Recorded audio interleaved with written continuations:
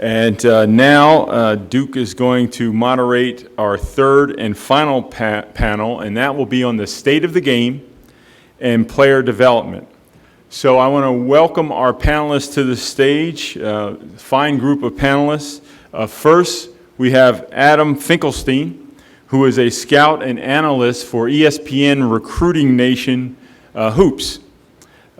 Also, Kerry Kittles, who is a former Villanova standout, and I might add, a former Big East Player of the Year and longtime NBA player. And our newest Fox analyst, Coach Lavin, who just does a terrific job on behalf of the Big East Conference and other conferences for Fox Sports. And finally, the NBA's Executive Vice President in charge of basketball operations and longtime NBA player Kiki Vandeweghe. Turn it back over to Duke as well. We'll start here with an open-ended question. And Kiki, maybe we'll start with you first. State of the game and player development. Where do you think basketball is now, and where do you think it's going? Oh, I get a mic too? Yeah. Okay, this is good.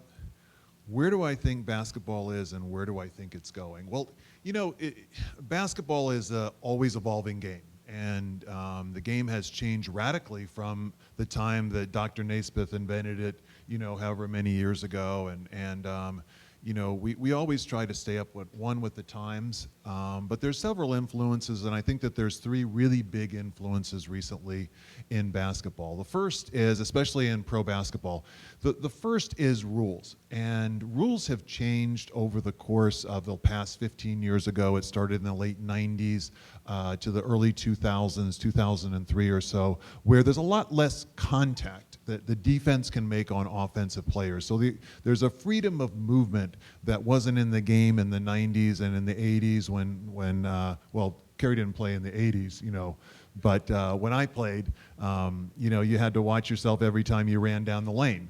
Now there's a lot less contact, so that's the first thing.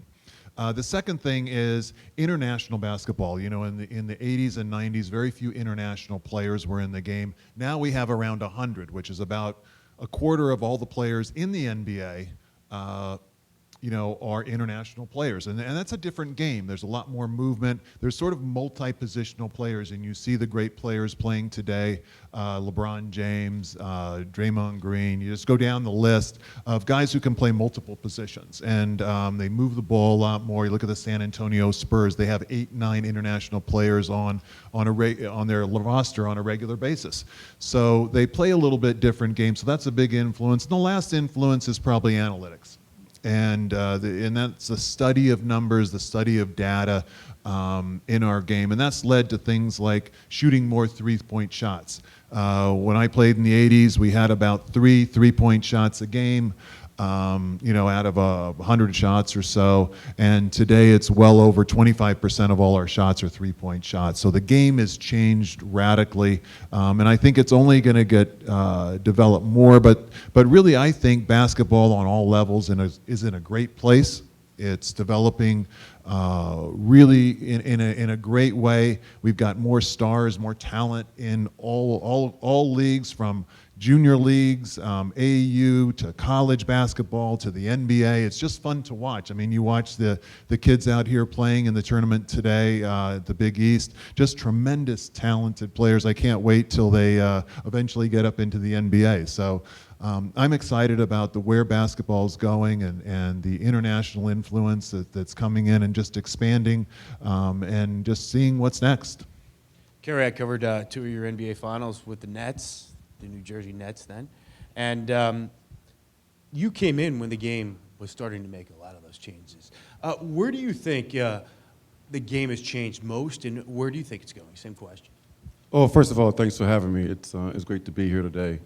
And yes, as a player, I would say, as Kiki just mentioned, you know, I came in right around the time in the 90s where, you know, you notice the difference in the game from watching it as a kid back in New Orleans and seeing the physicality of the game, and then having to play it in college and start to see that it's starting to trend more towards being a perimeter-oriented game. And so I would say that I played in the best era. Kiki probably says that he played in the best era, as you ask former players. So yeah, the physicality has started to trend more towards guards. You see teams now with the spread offenses going. When I watch the games now, I'm a little bit amazed because the big guys are always called to the guards that have the ball to set a screen. When I played, I was calling for the big guys to screen away from the ball so that I can score and create my action. So you notice that as far as off the ball, now everything is tend to be more on the ball. But it's a different game. I'm learning to adjust as a fan now to the way the game is being played, and I'm starting to enjoy it a lot more than I did, let's say, 5 years ago. Steve, in terms of player skills, what do you think of player skills today to say compared to 20 years ago? Well, I think a couple elements when you kind of look at the evolution of the game, which both Kiki and Carrie touched on. Europe, international basketball, I think the influence of the bigs that step away and face the basket, and the Nowitzki style of play, but even before, a Sabonis or players that were comfortable, facing the bucket, that has had an effect on the college game at this level, and really all levels, the NBA as well. But I think even, you go back to an Oscar, there was a little bit of a sneak preview with an Oscar Robinson, or when Judd Heathcote played Magic Johnson at the point guard position at Michigan State. That kind of opened up people's thinking that, wow, someone 6'7" or 6'8" could play the point, could be on the perimeter. And that so I think both with Europe and then, some of the trailblazers in our country, created a more flexible mindset. And now we're seeing Golden State. But even before this Golden State team, Don Nelson played small ball, and there were guys like Charlie Spoonhour that played small ball but didn't have maybe the profile that the current Golden State team does, or Don Nelson's teams did. So I do think the combination of Europe, some of the trailblazers in the U.S., the three-point line, also naturally, as Kiki hit on, has become a big part of offensive basketball in terms of an arsenal that you really have to have. And then officiating would be the fourth component because of freedom of movement. So you add those four up, and it's where the game is at now. And so starting from the youth who are watching because of media, if you have a fifth development, right, the power of message and media and the 24-hour news cycle, kids all over the world are watching, but the popularity as a result is a good thing, similar to soccer. I think we're seeing it now. It's really a global game, and we're starting to see all the different levels kind of coalesce, just like officiating. While there are some distinctions, really it's becoming more similar. Adam, how have analytics affected the game today, and where is this all going? Well, at the highest levels, I'm sure that's something that Kiki and Coach could talk about more. At the grassroots level, I think analytics is still kind of just in its infant stages because it's hard to get that accurate data. The accurate raw data really doesn't exist. It started to more and more with some of the higher profile sneaker circuits, which you can have a little bit of data to analyze, but even at that, those kids play so much more beyond that. So at the high school level, at the grassroots level where you're trying to do those things, analytics is still something that we're trying to figure out simply because the data doesn't exist. I think it's something at the higher levels where we're trying to pay attention to the trends, and then it shows us certain areas that maybe we should pay more attention to in the scouting aspect of what we do. But finding ways to create the raw data is really something that isn't yet there on a grassroots level. But has there been a trickle-down effect in terms of the way you see the game played? Oh, sure, yeah. At the grassroots level? Yeah, I think that one of the things, whether it's data-driven or just stemming from some of the same things, Golden State, Steph Curry, you had that Mark Jackson comment, he's not good for basketball. One of the things that has been good is the emphasis on skill development. And, I don't know that there are a whole lot of kids out there trying to shoot 40-foot three-point shots, but I know, having spent 8 years as a high school coach, when I used to ask kids to do two-ball dribbling drills, I used to hear, once a week, how's this going to help me? Well, there aren't many high school coaches that are hearing that anymore, because Steph Curry's there doing that on SportsCenter or Twitter or, whatever the case may be. And so I think the way the game has evolved at the highest levels has been in large part due to statistics, as well as some of the other variables that have been mentioned. And in many ways, the youth game mimics that game. So it's kind of an indirect effect more than anything. But you're certainly seeing more of an emphasis on skill development, shooting, handling the ball, even passing, than I think we did, even as recently as 10 years ago. Kerry, you're a great shooter. I mean, just an absolutely great shooter. Is shooting a lost art now, or is it being helped out by analytics? I wouldn't say that it's a lost art. I would say that, I think that with shooting, with the court being spread so much now, with so many ball screens and guys dribbling and passing it out, I think that we're seeing guys take shots that probably shouldn't take those long threes. And because the analytics are saying that it gives us a better chance to win, because now we're making 30% three-point shots. But I would say that the skill development now is more of an emphasis. I mean, guys are really in the gym now taking hundreds and hundreds of shots. So as a shooting standpoint, from my perspective, I enjoy watching it. I enjoy seeing guys take threes. So I want to see them make more. Steve, do you think shooting is better now than it was years ago? I mean, look, defenses and scouting are probably better because there's more information available, whether it be analytics, whether it be tape. So defenses are, in the right place at the right time in all sports. But do you think shooting has improved over the years or declined? I'd say overall that shooting's improved. But passing, I think, is kind of a lost art. And that's why I think when you see someone that excels in terms of seeing the floor, the vision, delivery with precision of passing, similar to a quarterback in football. You see a Joe Montana, they come along so often. It's like that in basketball now. There's a great passer. I mean, Stockton, Jason Kidd, right? I'm trying to think right now who would be considered the best passer in the NBA. Who do you think it would be right now? I don't know. You could name Steph Curry in just about any category. That's true. Just go with Steph. Yeah, but I'd say, that shooting maybe is better, and yet free throw shooting is an issue, but the passing, and that's because, so much of the game on this side has been focused on, the on-ball screens and isolations and trying to beat someone off the bounce. And with Europe, it was more, movement without the ball. Movement without the ball, stretching the floor, opening the lane, taking the bigs away from the basket, so to open up for cutting, and then purposeful bounce. There's nothing wrong with the dribble when it's with a purpose, to get out of trouble from a trap, or to create a better passing angle, or to get two to guard, and then kick the ball to an open man, or to take it all the way to the basket if you have a lane. But other than those four reasons, it's a wasted bounce. Kind of slows the game down, affects the rhythm. People get stagnant, they're not involved, and it's a less enjoyable game to watch when one player is just dominating the ball. Kiki, what's the next step in terms of analytics? Is it going to evolve even more? Are we going to see the game change even more because of the analytics?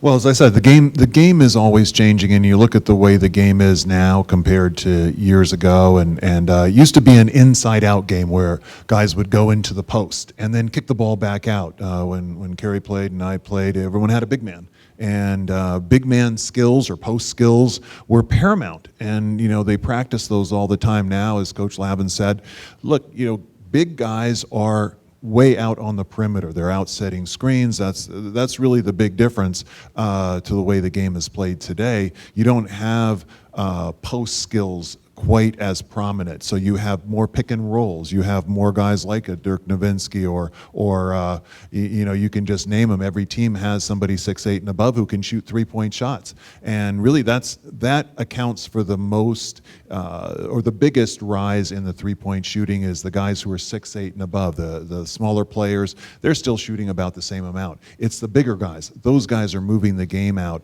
So really now we've got a pick and roll game. We've got a drive and kick game. But what I would say as far as where the game goes next and where analytics drives us next, analytics is about, it's sort of like an eye into the future. It's a lens into the future because it says if I play these 5 guys together, what's my expected result? If I send somebody left, what's my expected result? If I run a pick and roll versus a post up, where's my best efficiency in offense? Or where's my best efficient shot, most efficient shot? Should I shoot from the corners, deep corners, or should I shoot it from the top of the key? So you're going to be, you're going to be looking at analytics really driving where the game goes and what happens. And also to one of your earlier questions, that's where kids are going to practice. They're going to practice more three-point shots. They're going to practice more pick and rolls, more offensive moves on a one-on-one basis where they can get into the lane and drive and kick because that's where players are. You got 2 guys in the corners. You've got guys, standing around waiting for the pass because they're good three-point shooters. So again, and then the last thing is the guys are getting so much more talented, and the women too. Let's not forget the women's game. The women are much more talented and much more skilled, and so are the guys. I know it's a little bit sacrilege to say, hey, today they're better shooters and they're more skilled, but you know what? They are. They just are. Adam, question for you, AAU and travel teams. How have they impacted the game and the opportunities for students and student athletes? Well, it's huge. I think that the impact of sneaker-sponsored teams, and because even the term AAU now is one that is very specific because there's grassroots basketball, but that's not necessarily, or AAU would tell you that's not necessarily us. We abide by certain rules, certain principles. There are other events, AAU-like events, that might not have similar rules, similar standards. What you do have now is more sneaker-sponsored grassroots teams than ever before. There's over 100 different youth teams throughout the country that are sponsored by one of the 3 big-name sneaker companies. And those teams, this year in particular, are going to travel. The vast majority of them will travel with 3 different teams, a 15 and under, a 16 and under, and a 17 and under. So that basically means that beginning with the spring, after your freshman year in high school, you're being flown all around the country to play in these exclusive high-profile events, oftentimes sponsored by sneaker companies. And so the impact of that is obviously very significant on all kinds of different facets, obviously from recruiting, obviously from development. The competition that goes along with that is certainly higher than it's ever been, and you're getting it at an early stage. I'm not sure it's all good, quite frankly, but there are certainly a lot of positive things to come from it. Specifically with regard to the higher level of competition. One of the interesting things you've seen in recent years is a lot of and this is something that USA Basketball is really kind of fed off of, is there's more continuity between the best kids in the country now because they're getting to know each other at an early age. A lot of that is through these national sneaker programs. It's also through initiatives like USA Basketball. I watched an amazing piece, 60 Minutes piece, Leslie Stahl, talking about travel teams and national rankings. Kerry, they mentioned in the piece kids are nationally ranked as early as the 2nd grade. I don't do that. Is that healthy? I would say that ranking young players can be healthy in some ways. When I was coming out, I think it was Bob Gibbons was the only guy that was really ranking high school players. I think a guy at Hoop Scoop, Clark Francis was also another guy who ranked high school players. And you get a publication once a month, or it came out quarterly, and kind of you can look through there and see where the players were in the country and how they're ranked. But now information is shared. I mean, that's what technology has done. It's opened up a can of worms where now everyone can kind of look around and see what their value is, listen to another person's opinion about how good you are.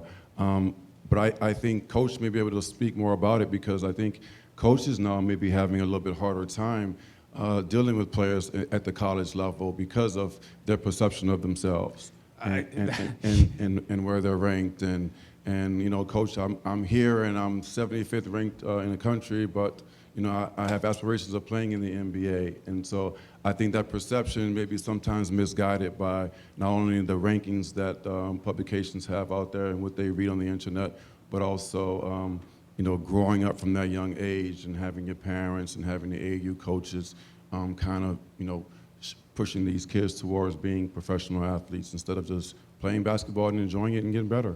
Coach, how do you deal with all that? Well, there's a number of kind of dimensions or elements to that subject. One is just personally as a coach, the rankings really was never, even as an assistant coach and definitely as a head coach, something I paid attention to.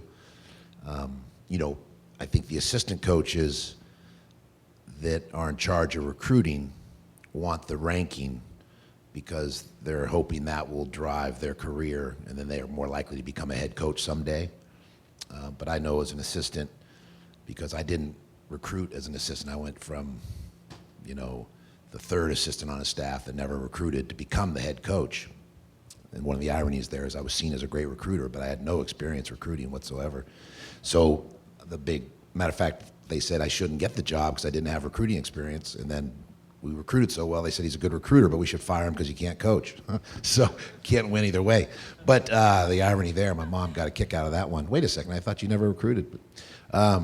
So I would just say that I didn't pay attention because the ranking was so subjective. It was someone else's view of a particular player. And a number of the players that we recruited that went on to the NBA to play 10, 12, 13 years weren't even in the top 500, or they weren't at McDonald's, they weren't those highly rated kids. So I think it's just part of it, and the concern I would have if I was a parent of a child and he was focused on the rankings is it has nothing to do with skill development, it has nothing to do with process, it has nothing to do with all these other dimensions that are really much more important in terms of sustainability, of maximizing your potential or getting closer to the full expression of your potential. That's going to be staying on the path of development, trying to master your particular position, or the subtleties like a Coach Newell working with Kiki Vandeweghe, Kermit Washington, all the players that came through his camp, even though they were in their, some of them were 20s and 30s, and sustaining their career an extra 10 years because they had an appetite to get better, and Coach Newell enjoyed the teaching, and then he had pupils that really enjoyed developing different elements, footwork in particular, but a lot of different aspects of play, and that's really where the focus should be, and that's where you're going to see the breakthroughs of kids, and it's going to be so much more important than that ranking when they're in second grade or fifth grade or their senior year in high school. I just want to piggyback on a couple of things that were said here and I want to focus in a different area, and that's the health and welfare of our young athletes, because we're seeing a rash of injuries in the pros and in college, and obviously very expensive for all not only the colleges, the pro teams, but the athletes themselves, and speaks to sustainability. So many kids, because of the rankings, they feel like they have to play in everything. They play so many games all the time. They specialize so early, and it's been proven now that players are much more successful if they play a lot of different sports and not play so much, whether it's basketball or football or baseball or soccer.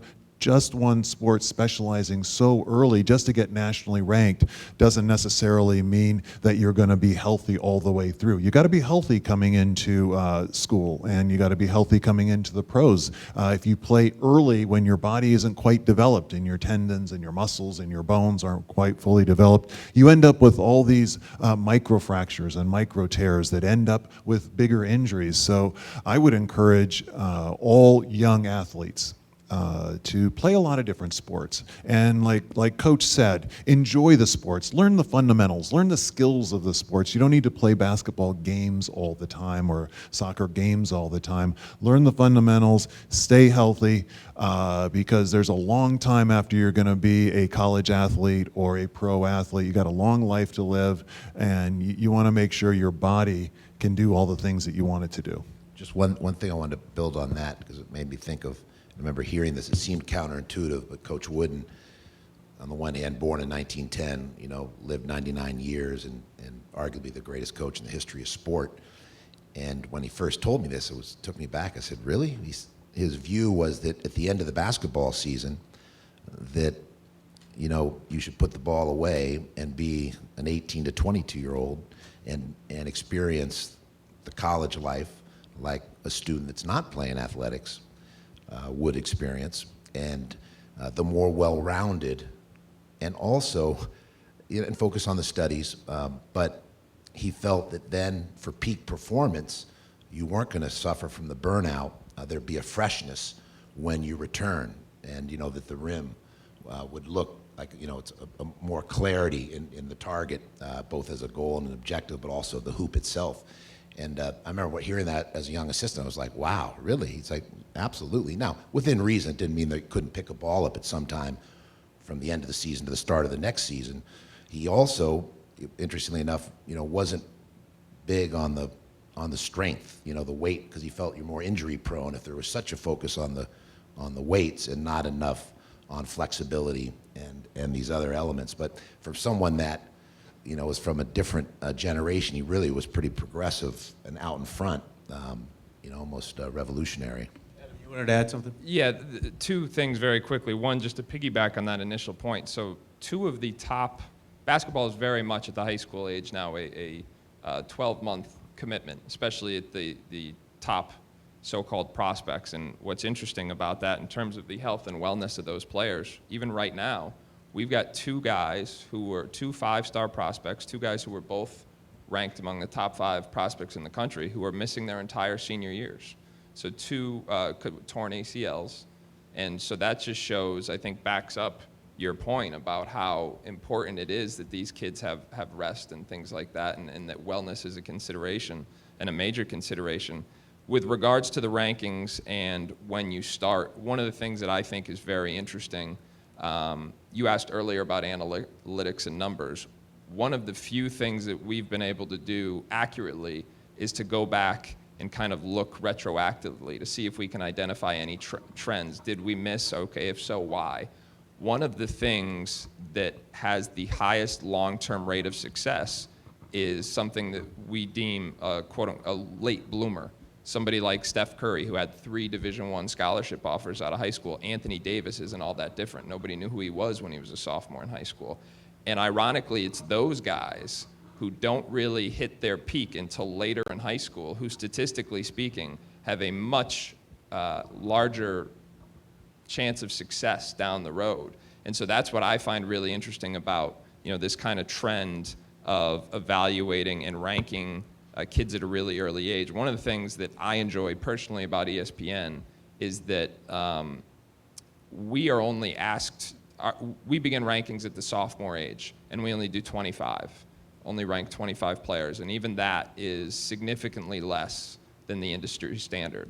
And the other thing is that I'm one of 4 guys who have a say in that, and 3 of the 4 all have a college coaching background. In fact, Paul Biancardi, who's the head of that group, he coached for, I want to say, 25 years. Coach, I know he's a friend of yours. So so you have that perspective and that expertise about the whole package. And we're constantly communicating exactly what those things said, what everyone has been saying is that, hey, this is a journey, it's a process, and being ranked in your sophomore year really doesn't mean anything. And it's about where you go long term. And again, I just think the fact that the late bloomer, the kid who when he's a sophomore, nobody knows about him, the fact that kid has, some ways a better chance of success long term, to me is a staggering piece of information that's kind of been ignored in this whole drive to rank and evaluate younger and younger and younger. We all mentioned specialization. Kerry, you and I went to high school in the 90s, and I think that's kind of when it changed, at least what I recall, is that a lot of kids started specializing in one sport. Now, I have a brother-in-law who is a high school athletic director, and he sees kids specializing earlier.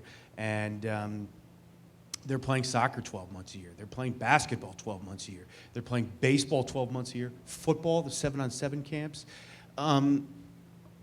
Is that healthy to do that? I mean, and the parents get so involved, because it's not just the parents that are involved. There's peer pressure too.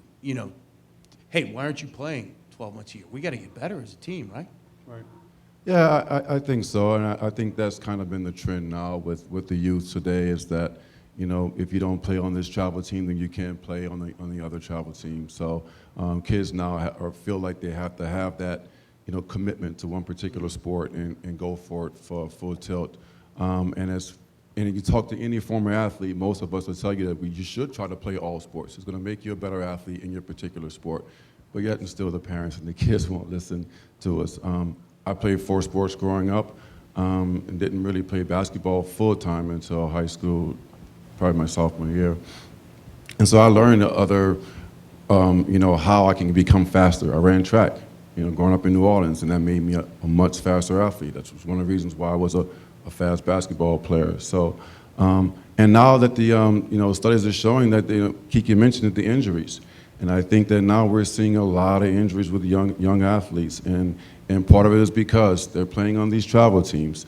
And week in and week out, they're traveling and they're going and they're playing 4 or 5 games in 2 days. And I think it's really having an impact on young kids across the country. Coach Lavin, in terms of the high school coach, has the role of the high school coach diminished in terms of importance and influence?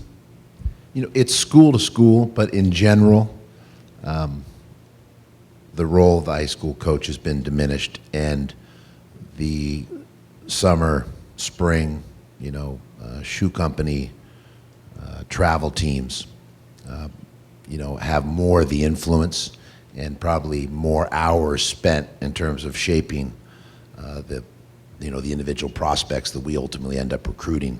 And I think parents, if they're not fully informed or they don't really scrutinize or, you know, are deliberate in their thinking, assume that, you know, they kind of need these travel teams and they need these experiences if they're going to get a scholarship. And so what's kind of presented to them by, because it's very competitive, is if you're with our travel team, you know, you're going to get more opportunities to play at a higher level and get a better scholarship, and then, you know, sign a better deal in the NBA and have a longer career in the NBA. And that starts in 3rd, 4th, 5th grade when they're 8, 9, 10-year-old little scramblers, little shavers. But it starts that early in terms of this whole process.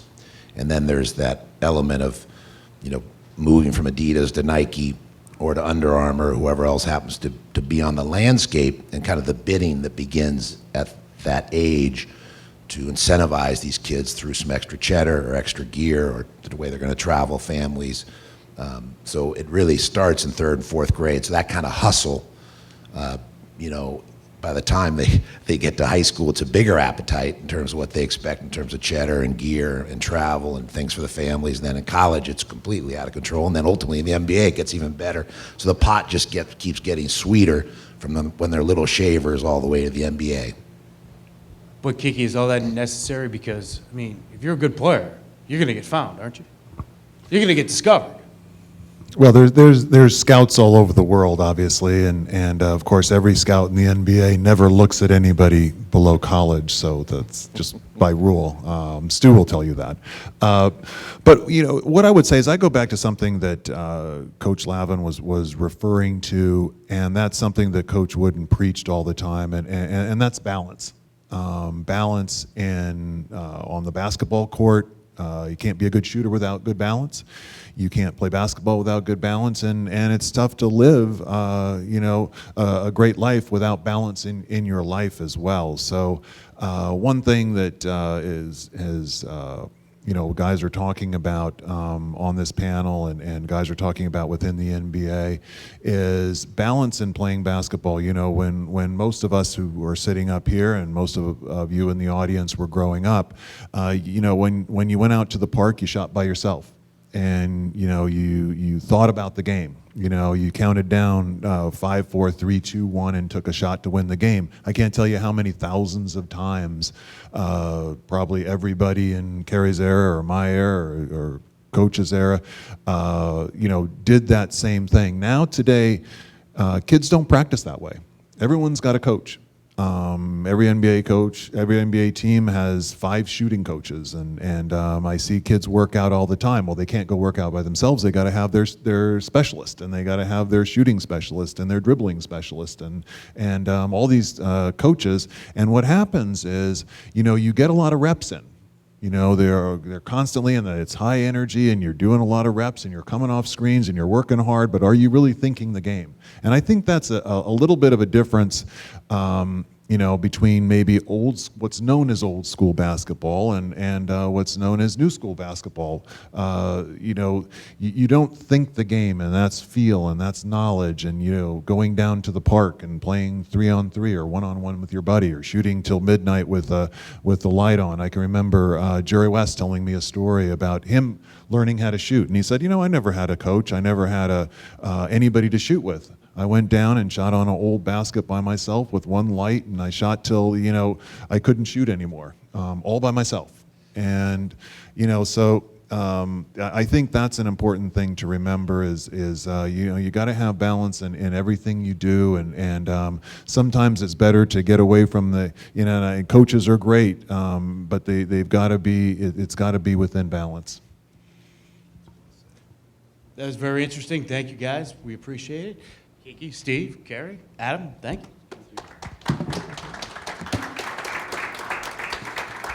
Yeah, I want to thank the panelists again. That was really great, very informative, and you guys knocked it out of the park, and thank you for taking time to come out today. That concludes our this year's version of the Big East Roundtable. Thank you all for coming, and I hope you all enjoy a great night of some great basketball between Villanova PC and Xavier and Seton Hall. Thank you very much.